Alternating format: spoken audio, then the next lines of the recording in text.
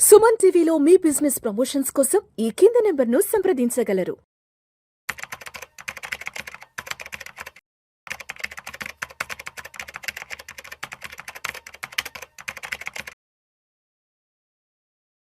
నమస్తే మాధవిరెడ్డి గారు. నమస్తే అండి. Welcome to Suman TV, welcome to Vishnu talks. Thank you.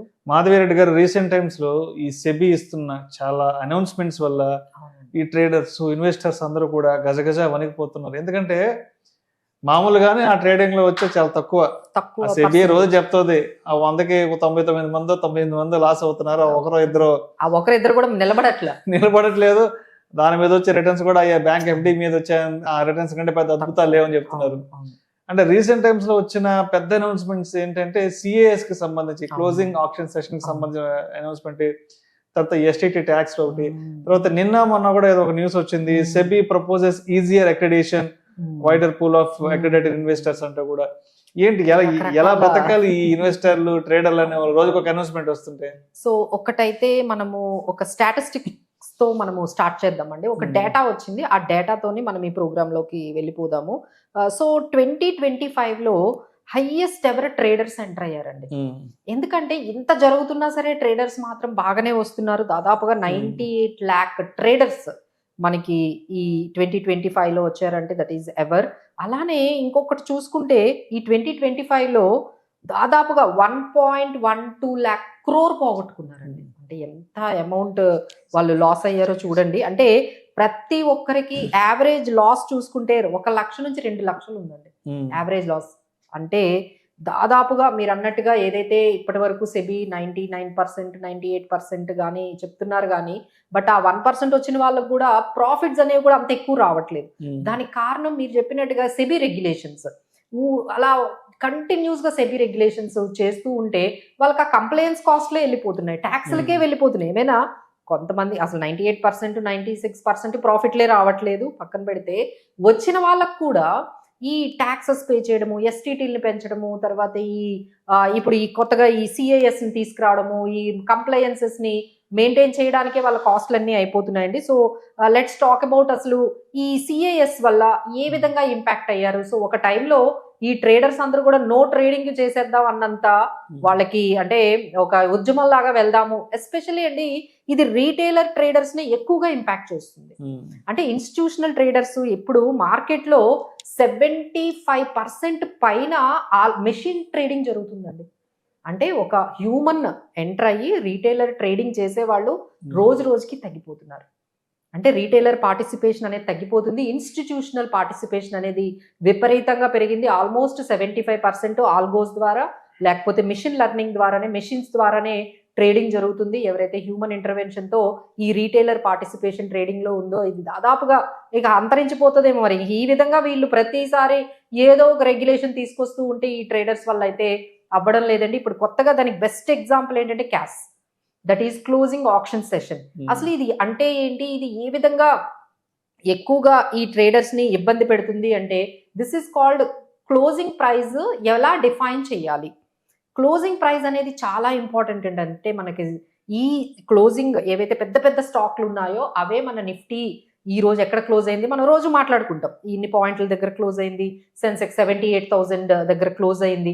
ఇవన్నీ ఎలా డిటర్మైన్ చేస్తారంటే కొన్ని మేజర్ స్టాక్స్ బట్టి డిటర్మైన్ చేస్తారండి. సో వీళ్ళు చేసింది ఏంటంటే చేంజెస్, ఏవైతే డెరివేటివ్స్ లో పార్టిసిపేట్ చేసే స్టాక్స్ ఉంటాయో వాటి క్లోజింగ్ ప్రైస్ ప్రాసెస్ మార్చేసి పడేశారు. సో దీనివల్ల ఏమవుతుందంటే ఇప్పుడు మీరు ఎన్ఏవి క్యాలిక్యులేట్ చేయాలన్నా క్లోజింగ్ ప్రైస్ తీసుకోవాలి, మీ ప్రాఫిట్ అండ్ లాస్ స్టేట్మెంట్ రావాలి అన్న క్లోజింగ్ ప్రైస్ తీసుకోవాలి. అలానే మనకి ఈ నిఫ్టీ సెన్సెక్స్ అన్న క్లోజింగ్ ప్రైస్. అంటే ఎంత ఇంపార్టెంటో దాని ప్రాసెస్ నే మార్చేశారండి. అసలు పాస్ట్ ఏం జరిగింది, ఇప్పుడు ఏమి చేంజ్ వచ్చిందో చూద్దాం. పాస్ట్ లో క్లోజింగ్ ప్రైస్ ని ఎలా తీసుకునేవాళ్ళు, దాదాపుగా ఒక హాఫ్ అన్ అవర్ ఏదైతే ట్రేడ్ జరిగిందో దాంట్లో యావరేజ్ ప్రైస్ తీసేసుకొని పెట్టేసేవాళ్ళండి. అంటే ట్రేడింగ్ చేసే వాళ్ళకి క్లోజింగ్ ప్రైస్ దాదాపుగా ఎక్కడ ఉంటుందో ఒక ఐడియా వచ్చేసేది మీకు. సో దాన్ని బట్టి వాళ్ళు పొజిషన్స్ ఉంచుకోవాలా, క్లోజ్ చేయాలా అనేది వాళ్ళకి తెలిసేది. ఇప్పుడు వీళ్ళు ఏం చేశారు అంటే ఈ క్లోజింగ్ ఆప్షన్ సెషన్ అనేది స్టార్ట్ చేశారు. అంటే ఇది యావరేజ్ ప్రైస్ తీసుకోము మేము, ఆప్షన్ ఒక 10 minutes మేము పెడతాము. ఆ ఆప్షన్ అనేది దాంట్లో ప్రైస్ అనేది ఏదైతే ఫైనలైజ్ అవుతుందో అది మేము డిక్లేర్ చేస్తాము అంటున్నారు. సో వాళ్ళు ఒక 315 వరకు జరిగిన మార్కెట్ ప్రైస్ ఒకటి ఉంటుంది, 315 తర్వాత ఒక్కసారిగా ఎవరు అంటే ఎక్స్పెక్ట్ చేయలేని ప్రైస్ అనేది ఆ ఈక్విలిబ్రియంలోని ఆ పర్టికులర్ ఆప్షన్ ప్రాసెస్ లో వస్తుందండి. దానివల్ల అసలు వాళ్ళకి ఏమీ అర్థం కావట్లేదు. ఎవరికైతే సేఫ్ గా నేకెడ్ పొజిషన్ ఉన్నది కూడా అది రిస్కీ అయిపోతుంది. సో ఎక్కడ క్లోజ్ అవుతుందో అర్థం కావట్లేదు. దానివల్ల అసలు ఆ లాస్ట్ 15 మినిట్స్ ఏదైతే ట్రేడింగ్ ఉందో అసలు చేయడమే మానేశారండి traders.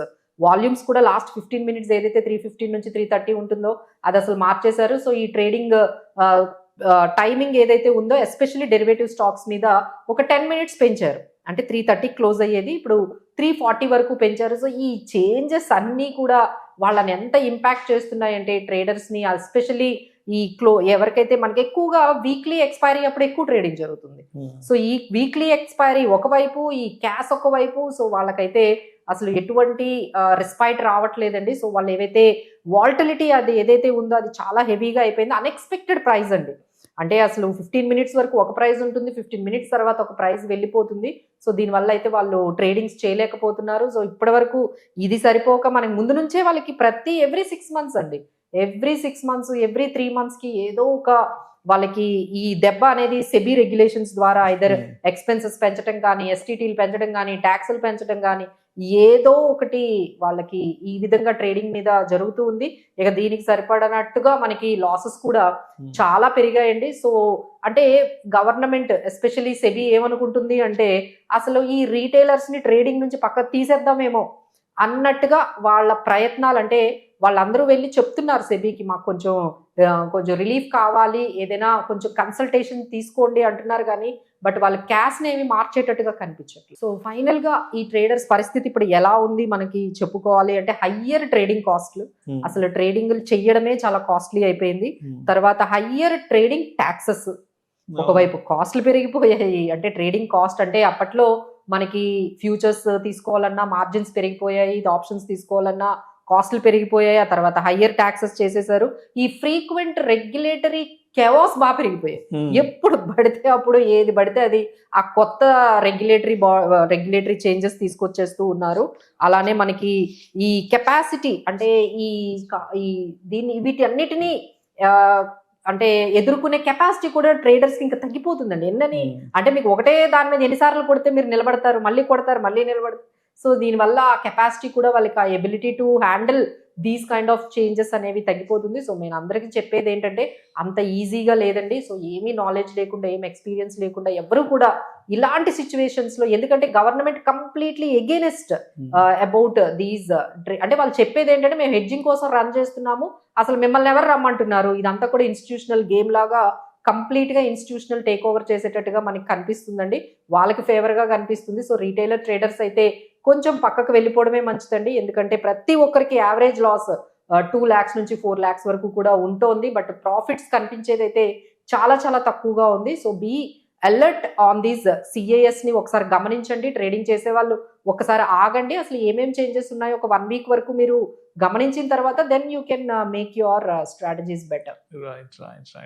Thank you so much Madhu Reddy గారు.